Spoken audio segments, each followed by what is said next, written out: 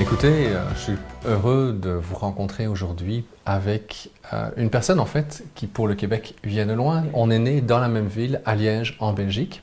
Et donc on a beaucoup d'intérêts communs, dont le plaisir de partager en fait les découvertes que l'on fait dans tout le secteur de nos vies.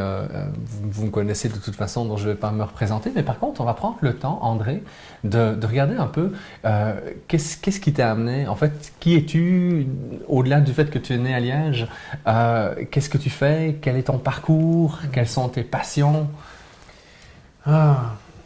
Vaste sujet. Donc, je suis l'aîné d'une famille de 4 enfants. Donc j'ai 2 frères et une sœur. Et mon parcours, je dirais en gros, je dirais que j'étais un enfant très timide, extrêmement timide, vraiment avec une grande timidité qui me bloquait dans la vie de tous les jours. Quand on devait aller commander du pain, je poussais un de mes frères ou ma sœur pour parler et s'adresser à la personne. Pareil chez le boucher, etc. Donc vraiment une grande timidité qui m'a beaucoup accompagné aussi à l'adolescence. J'avais beaucoup de difficultés à m'exprimer en classe, à prendre la parole, je devenais tout rouge. Donc j'avais vraiment cette grande timidité qui m'accompagnait. Je dirais un enfant très calme, de par cette timidité. J'ai développé un amour, une passion pour l'observation. Je décortiquais, comme j'étais toujours un peu en retrait, dans les réunions de famille, dans les différents espaces où j'allais, j'étais toujours un peu en retrait, et j'observais les gens, leur façon de parler, de s'exprimer, de se tenir, et je me suis rendu compte que à force de faire ça, c'est comme si ce sens de l'observation s'aiguisait toujours un petit peu plus. Et un jour, j'ai dit à mes parents, je devais avoir 13 ans, et je leur ai dit, je vais aller à l'école chez les Flamands. Donc en Belgique, on parle plusieurs langues. Dans le nord, on parle le néerlandais. Dans le sud, on parle le français. Moi, je viens du sud, de la Wallonie, où on parle le français. Et je dis à 13 ans à mes parents, j'ai envie d'aller étudier chez les Flamands, en néerlandais.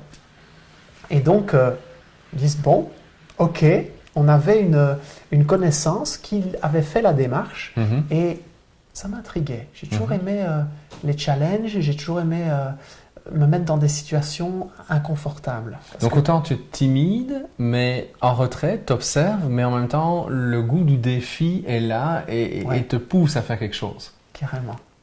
Et ce qui est vraiment intéressant, Joël, c'est que je ne m'en rendais pas compte quand j'ai fait cette demande. Donc ça a duré 2 ans à l'internat chez les Flamands. Et quand je suis rentré, ma mère me l'a rappelé il n'y a pas très longtemps. Parce que je faisais une vidéo où j'avais envie de parler de différentes étapes clés dans ma vie. Et je lui disais, maman, est-ce que tu as des souvenirs de moi, enfant, etc. Et elle m'a parlé de cette timidité vraiment maladive. Et elle m'a dit, c'est marrant, quand tu es revenu de l'internat chez les Flamands, tu m'as dit, j'ai échoué. Elle me dit, j'ai pas compris.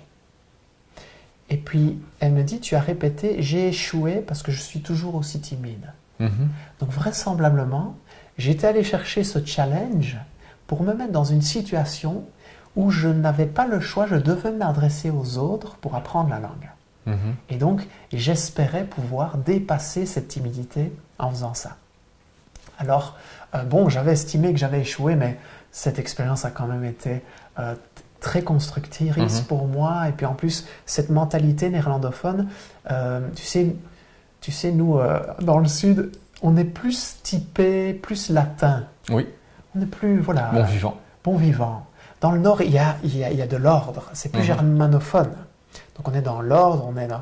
Ok, on obéit, on dit quelque chose, on obéit, on le fait. Dans le Sud, on dit quelque chose, on va d'abord voir si c'est utile ce que tu racontes là, et d'où vient ta source. Et bon, on est beaucoup plus revendicateur comme ça en fait.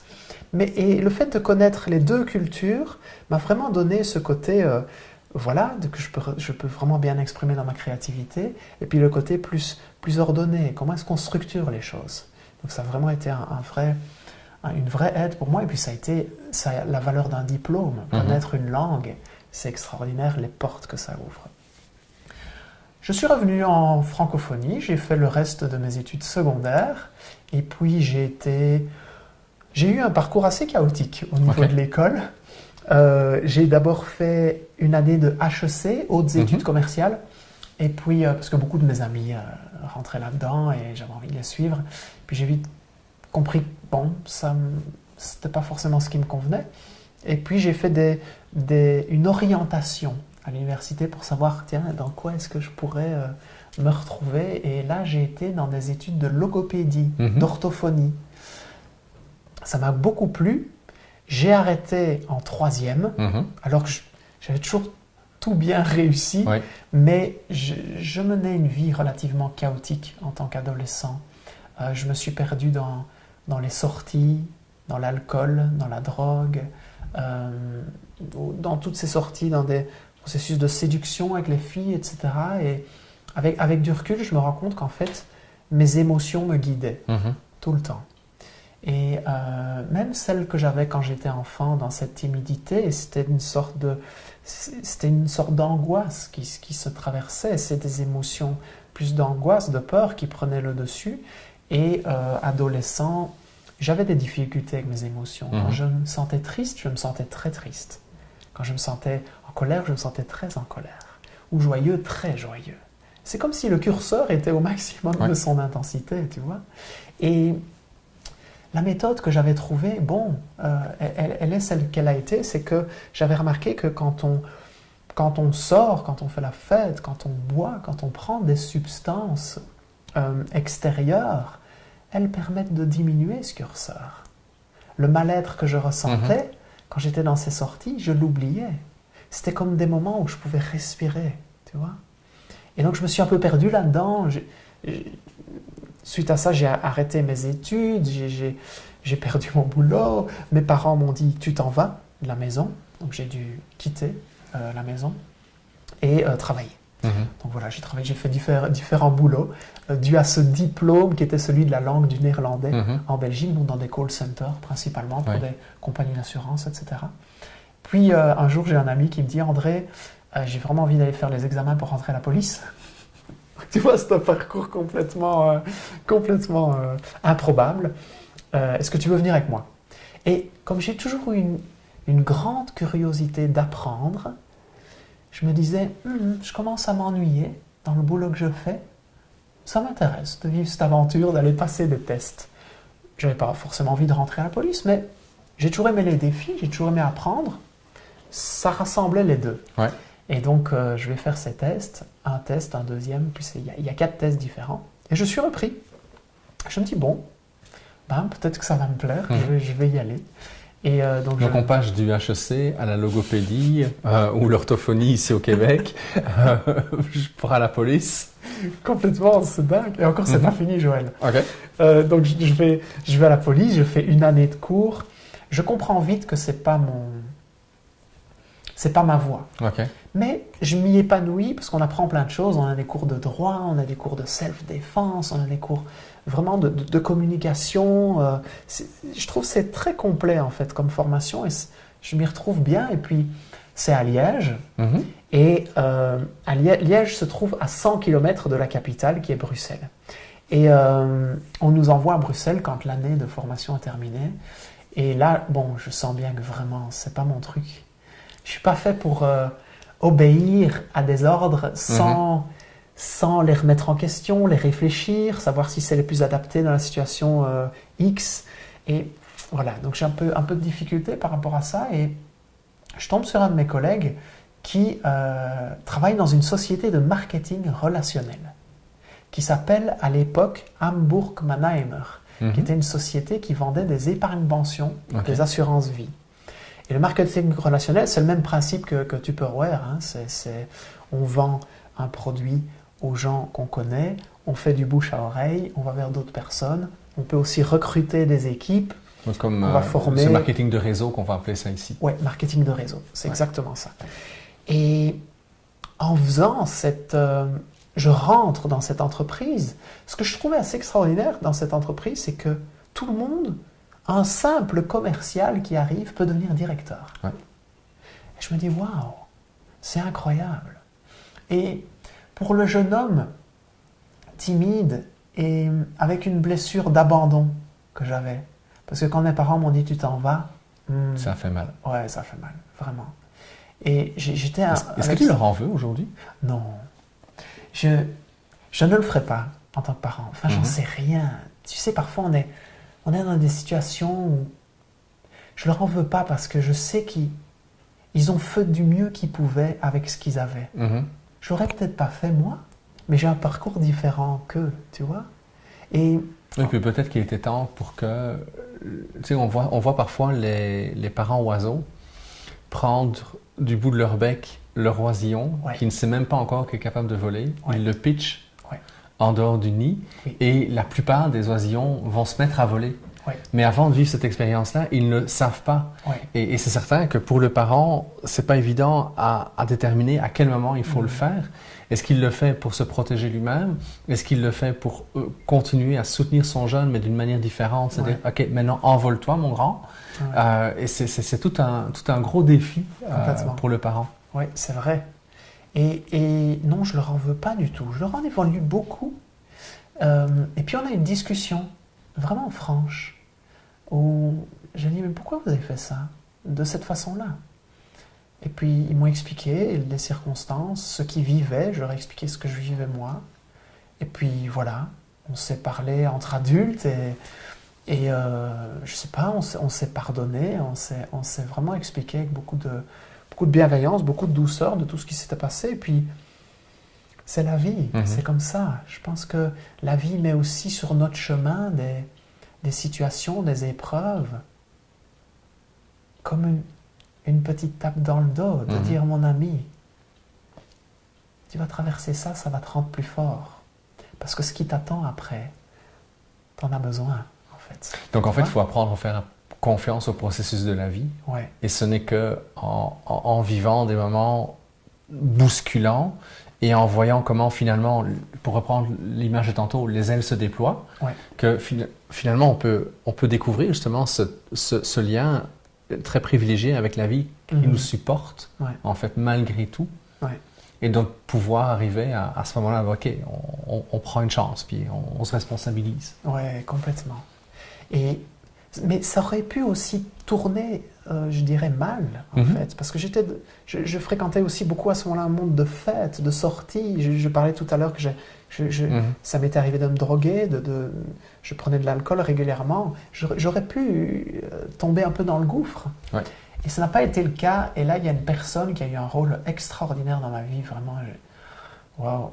Et rien que de te l'exprimer, là, je ressens l'émotion tellement... C'est ma grand-mère, en fait, la mère de ma mère. J'allais chez elle toutes les semaines, un jour par semaine, j'allais faire ses courses, je lavais ses vitres. On avait une relation magnifique, avec un profond respect mutuel l'un envers l'autre. On pouvait parler de tout. Puis il avait ce regard bienveillant. Je ne me sentais pas jugé, tu vois. Et un jour, je vais chez elle, c'était le lendemain d'une sortie. J'étais dans une humeur pas super. Et avant de partir, elle m'a pris la main et elle m'a dit « André, tu changes ». Mais elle me l'a dit avec des yeux tellement remplis d'amour que, bon, moi j'ai fait le fier sur le moment. Je dis « Mais qu'est-ce que tu racontes? Je change de quoi? Je change de rien ». Et je referme la porte, puis je fais... Elle habitait au 2e étage dans un immeuble appartement. Je fais quelques pas, je m'assieds, je pleure. Et je me rends compte qu'en fait, là, elle vient de m'envoyer un message immense. C'est que, qui que tu sois, je t'aime, en fait. Quoi qu'il se passe pour toi. Et ça, de ressentir ça, j'ai tout arrêté.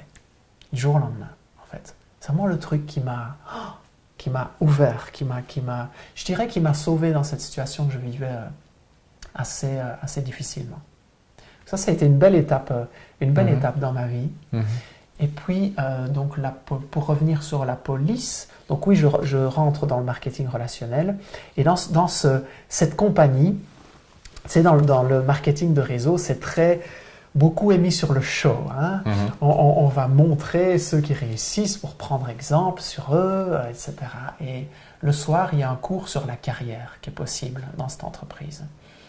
Et l'orateur qui s'exprime devant tout le monde retire sa montre et la fait scintiller devant le public et dit « Vous savez ce que c'est ça ?»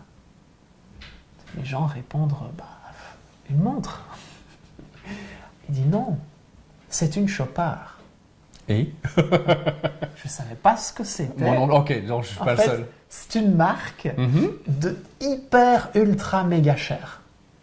Donc c'est la marque qui fait les bijoux que portent toutes les stars au Festival de Cannes, etc. Et donc, il dit, vous savez combien elle vaut cette montre? 10 000 €.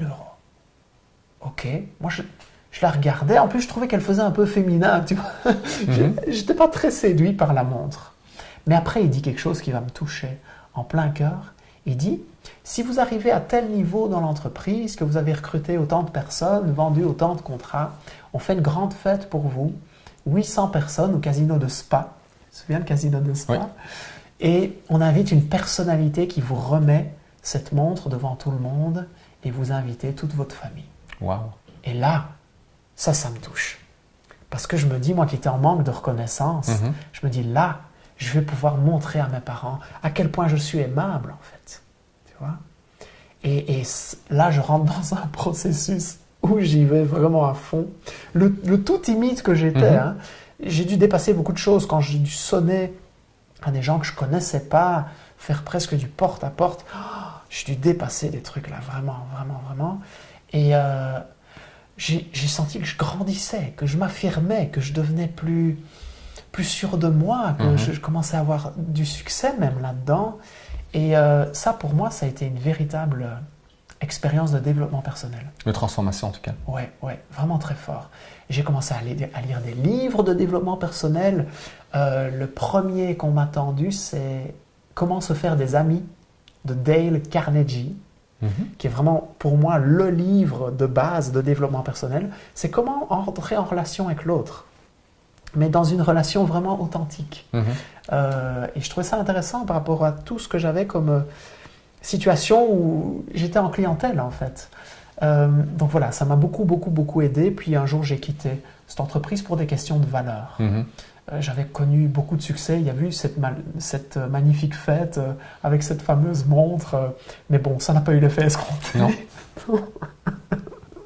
Tu sais, mes parents, je les adore parce qu'ils sont tellement un exemple pour moi. Ils m'ont transmis des valeurs tellement fortes.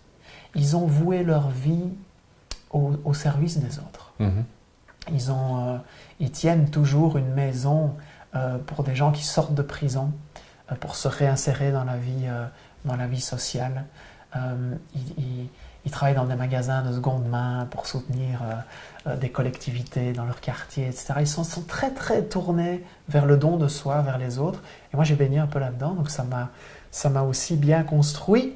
Je crois que c'est ce qui fait aussi ce que je fais, ce métier d'accompagnateur, de coach. Je me réalise quand je sens que j'aide quelqu'un, quand je sens que je transmets quelque chose. Pour moi, c'est vraiment important. Et donc, ces valeurs-là, à un moment donné, dans cette entreprise, elles n'étaient plus rencontrées. Je commençais à voir toutes les coulisses de l'entreprise. Aujourd'hui, en fait, plus on monte, en fait, et plus on voit ce qui se passe derrière les rideaux. Ouais. Tu as le vernis, puis quand tu vois un petit peu derrière, tu peux voir vraiment ce qu'il y a. Et c'était plus le cas, et j'ai décidé, même moi, je me perdais quelque part dans tout cet argent qu'il fallait montrer, qu'on gagne pour inspirer les jeunes qui démarraient, etc. Je n'étais plus en connexion avec ça, je n'étais plus en équilibre avec ça, donc j'ai quitté. Ça a été un moment un peu difficile, parce que dans le marketing de réseau, quand vous réussissez, on est comme une rockstar, vraiment. On rentre sur scène et tout le monde est là, ouais, c'est vraiment quelque chose d'assez intense, surtout pour l'hypersensible que je suis, que j'étais. Et bon, c'est un peu addictif comme processus. Donc le fait de ne plus rien avoir du jour au lendemain, c'est qui je suis au-delà de ça. Mais on va retrouver ça chez beaucoup de stars aussi. C'est des chanteurs ou des comédiens qui montent sur les planches, qui sont adorés par le public. Ils se nourrissent de cette intensité-là.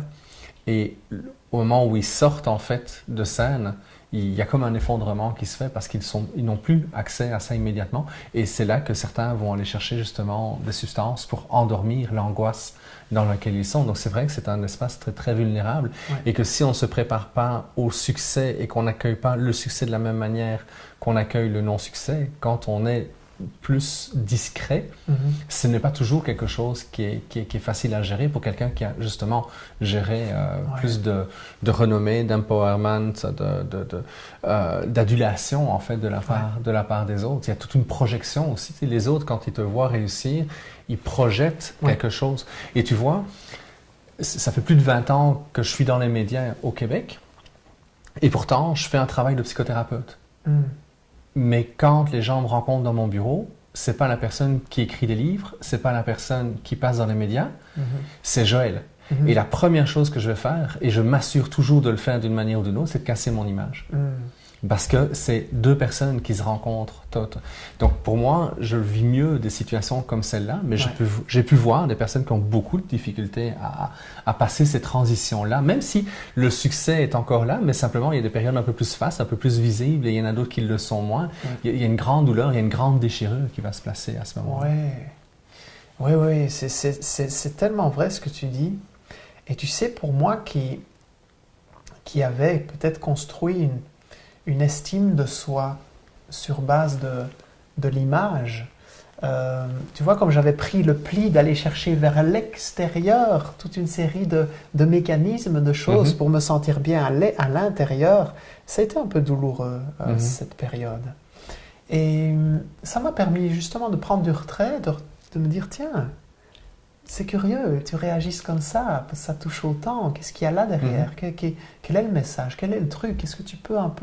Comment est-ce que tu peux un peu aller à la rencontre de ça? Est-ce que tu peux pas trouver un amour de toi plus à l'intérieur, dans qui tu es vraiment, plutôt que dans l'image des autres, tu vois? Donc ça a déclenché tout un processus. Comme j'aime la lecture, je me suis plongé dans beaucoup de livres. Puis je suis tombé sur un livre c'est Schwartz, le nom de famille, qui s'appelle La magie de voir grand. Et qui explique qu'on a tous quelque chose à offrir au monde. Et souvent, on a chacun des points de souffrance, on a chacun des situations dans lesquelles on s'est retrouvé en difficulté et puis qu'on a pu dépasser, ou pas. Mais dans bien des cas, on a pu les dépasser. Et il explique qu'on peut aussi aider le monde et jouer un rôle en communiquant là-dessus. Et là, je me dis, bon, sur quoi est-ce que je peux bien communiquer? J'ai envie d'utiliser ce que j'ai appris. J'ai appris à accompagner des gens, j'ai appris à les stimuler, les inspirer, aller chercher le meilleur en eux pour pouvoir se dépasser. J'ai appris à parler en public, j'ai appris à plein de choses dans cette aventure. Et donc j'avais envie de joindre une thématique qui me tient à cœur et tout ce que j'avais pu acquérir. Et je me dis, bon, je pourrais parler de la timidité. Je pourrais parler quel a été mon processus pour dépasser ça. Je pourrais parler aussi de comment est-ce qu'on peut parler en public, comment est-ce qu'on peut accompagner des gens. Mais je ne sais pas, ça ne me tentait pas sur le moment. Et je me suis dit, bon, je vais parler d'un autre thème, qui est celui de la perte de poids. J'avais pesé quelques années avant plus de 100 kilos et j'en avais perdu 30. Donc j'en avais 70. Et je me dis, mais en fait, pour moi, j'avais une relation à mon corps, à mes émotions tellement conflictuelle que je mangeais toutes mes émotions. Même quand j'étais très heureux, Joël, tu sais, moi j'adore les fêtes de famille, j'ai deux frères, une sœur, ils ont chacun 3 enfants. Donc tu vois, quand on se réunit tous, il y a de l'énergie, il y a de la vie, c'est fantastique, j'adore ça. Et quand je suis très heureux comme ça, j'ai aussi tendance à manger. Sais-tu pourquoi? C'est parce que notre détecteur de danger, il y a plusieurs dizaines de milliers de cellules dedans. 9 cellules sur 10 vont coder en fait toutes les situations qui sont potentiellement menaçantes ou dangereuses. Comme par exemple de voir un loup ou de manquer de se faire frapper par une voiture, rouler sur une plaque de verglas. Donc ça va déclencher nos réflexes défensifs. Mais 1 cellule sur 10 code les moments de bonheur. Autrement dit, et c'est ça qui explique par exemple pourquoi des enfants, le jour de Noël ou la Saint-Nicolas en Belgique ou d'une fête de famille et tout ça, il y a une fébrilité qui monte et puis ils vont faire un geste ou un acte qui va faire en sorte qu'ils vont saboter le bien-être à ce moment-là. Et en fait, c'est simplement le mécanisme de défense qui se met en place parce que le jeune est trop excité dans le plaisir et dans le bonheur. Donc quand tu me dis que oui, je mange aussi dans le bonheur, ben, c'est un peu logique parce que si pour toi, ton mécanisme de défense, c'est manger quelque chose de physique pour pouvoir remplir à un moment donné où on ne se sent pas bien. Mais il y a une grande logique dans ce que tu racontes. Ah, mais merci pour l'explication. Avec plaisir. Vraiment, j'ignorais ce phénomène. Et ouais, donc vraiment un rapport avec la nourriture assez, voilà, je réglais tout avec la nourriture. Et donc je m'étais retrouvé avec 30 kilos de plus et puis je les ai perdus en allant vraiment à la rencontre de moi. Tu vois, cette rencontre, quand j'ai quitté cette entreprise, etc., vraiment dans un cheminement plus d'introspection, comment est-ce que je ressens les choses quand cette situation se déroule? Vraiment dans une observation bienveillante. Je pense que c'est dans le bouddhisme. En fait, tu as intégré le regard de ta grand-mère. Oui, complètement. De vraiment me regarder sans aucun jugement. Et de me dire, tiens, ok, je réagis comme ça dans telle situation, je réagis comme ça dans celle-là. Et je me suis rendu compte qu'en fait, les émotions avaient pris une place très importante dans ma vie, tellement grande, qu'elles dirigeaient par où j'allais, en fait. Et donc j'ai décidé d'aller à la rencontre de ça, à la rencontre de moi. Et ce processus d'amaigrissement a été une vraie démarche de développement personnel. Et je me suis dit, je vais communiquer là-dessus. Pas que la perte de poids soit un but en soi d'amaigrissement, de culte du corps mince, mais plutôt de comment, dans la relation que j'ai avec mon corps, je peux aller à la rencontre de moi. Et donc j'ai créé un blog, j'ai fait des articles, et puis ça a eu quand même pas mal de succès, et il y a une communauté qui a commencé à se créer, et puis de là, des gens me demandaient pour les accompagner. En plus, j'avais une stratégie, une approche vraiment atypique qui mêlait en même temps tout ce que j'avais appris dans le secteur financier. Comment est-ce qu'on définit un objectif? Comment est-ce qu'on le réalise? Comment est-ce qu'on peut aller chercher les ressources en soi pour donner plus? Avec des approches qui concernent les émotions, avec des approches qui concernent l'estime de soi. Et donc j'ai créé un premier programme en ligne qui existe toujours, qui est toujours bien actif, qui s'appelle Zen et Mince. Donc comment est-ce qu'on peut plus d'apaisement, plus d'amour de soi, et que ça, la perte de poids soit une conséquence d'un état de bien-être, d'un état d'être en fait. Parce que j'ai remarqué que je mangeais comme je m'aimais. Et donc, si je m'aimais à l'intérieur, j'avais pas besoin de quelque chose d'extérieur pour venir remplir un vide. Tu vois? Et la relation à la nourriture était beaucoup moins conflictuelle.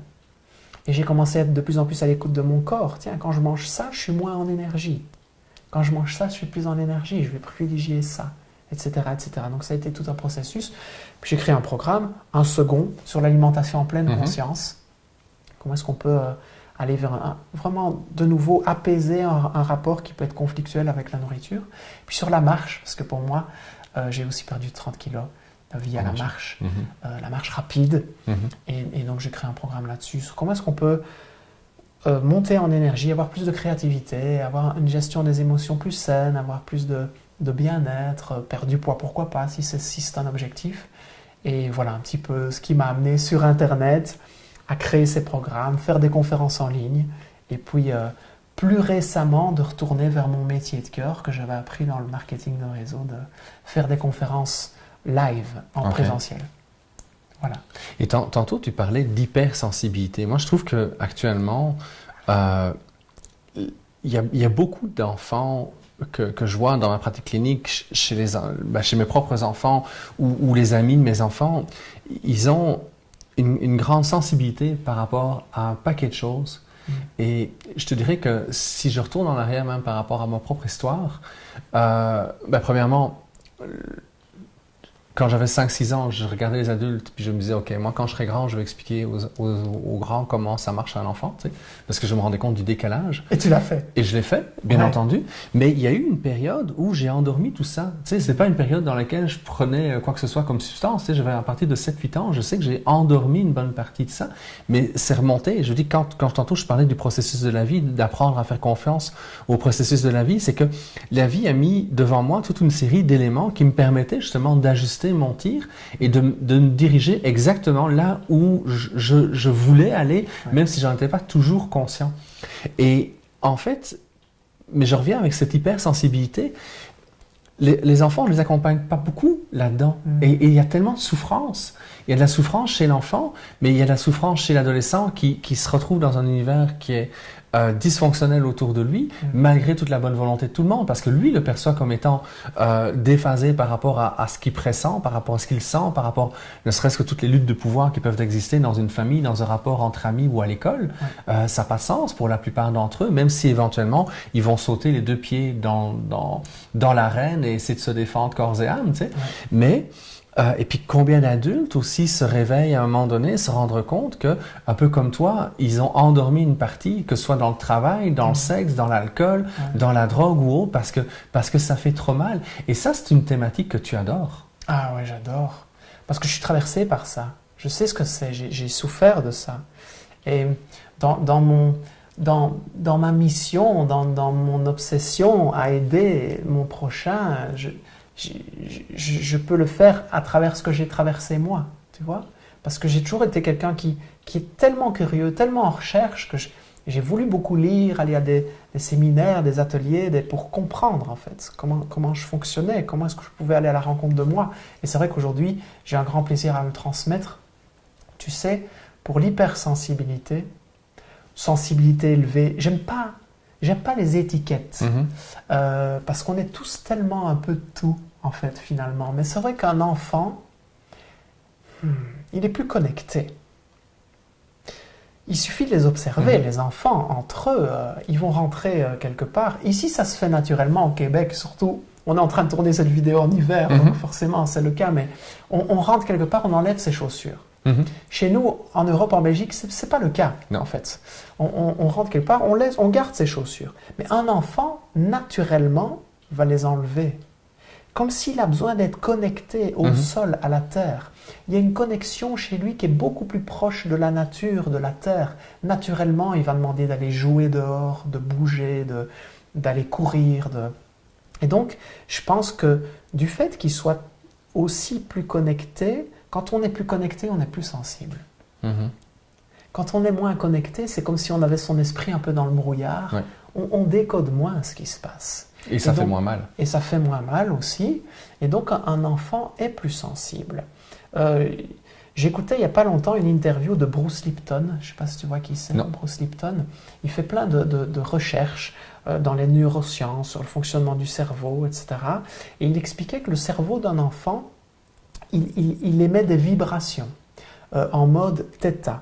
Et le mode θ, c'est un mode vibratoire qui existe quand on est sous hypnose. Et donc, il se trouve que le cerveau d'un enfant de 0 et 7 ans, c'est comme s'il est sous hypnose. Donc, tout ce qu'on va lui dire, tout ce qu'il va entendre, tout ce qu'il va faire, c'est en fonction des adultes qui sont autour de lui. Parce qu'il est hyper réceptif. Hyper réceptif. C'est incroyable, la vie, comme c'est fait. C'est fait pour le construire. L'enfant, il n'y a pas besoin de lui dire 100 fois les choses. Il les voit, il les observe. C'est comme ça qu'il apprend, qu'il retient, il modélise, en fait. Tu vois? C'est aussi cette fréquence vibratoire qui fait que l'enfant est dans un mode créatif extrême. Un petit enfant peut prendre son repas avec Peter Pan, avec la fée Clochette et avec la Belle au bois dormant. Il n'y a aucun problème avec ça. Donc, ça fait partie aussi de ce processus. Et donc, il est dans cette notion il est comme une éponge. Et c'est important, en tant qu'adulte, de se dire ok, je vais quand même être vigilant. Parce qu'il y a des choses que je peux peut-être faire ou que je peux peut-être lui dire qui vont conditionner toute sa construction, même de jeune adulte, même d'adulte, parfois même pendant toute une vie, en fait. Et oui, par rapport à l'hypersensibilité, moi, ce que je trouve intéressant, il y a un homme que j'apprécie beaucoup, on peut taper son nom sur Internet, c'est le docteur Tal Schaller, S-C-H-A-2-L-E-R. Okay. Et c'est un médecin qui a fait de nombreuses années d'études, puis en plus de son doctorat, il est devenu aussi naturopathe, il s'est lancé dans l'acupuncture, dans l'homéopathie, etc. Il prônait les médecines naturelles. Et un jour, un patient vient chez lui et lui dit « Vous savez, docteur, finalement, vous êtes comme les autres. Et il est quand même, tu sais, il a un ego quand même, hein, comme les autres, comment ça? Mais oui, vous dites que vous ne prenez pas les médicaments, que vous prenez la médecine naturelle, mais vous allez quand même chercher quelque chose d'extérieur pour nous faire du bien à l'intérieur. Et ça l'interpelle.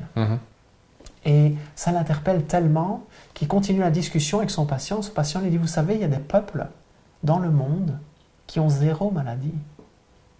Il y a des peuples qui ont 0 cancer. Rien. Il n'y a pas d'anxiété. Il n'y a rien. Et là, il se dit, mais c'est pas possible. Lui, il est prêt à sortir les statistiques de l'ONU, de l'Organisme mondial de la santé, qui dit qu'il y a autant de maladies, que ce qu'il fait est très utile, etc. Et il reste avec ça, il rentre chez lui, il va un peu voir sur Internet, etc. Il se rend compte en effet qu'il y a des peuples, comme les Maasai par exemple, c'est le cas, qui ont cette spécificité. Ça l'interpelle tellement qu'il prend l'avion, qu'il y va.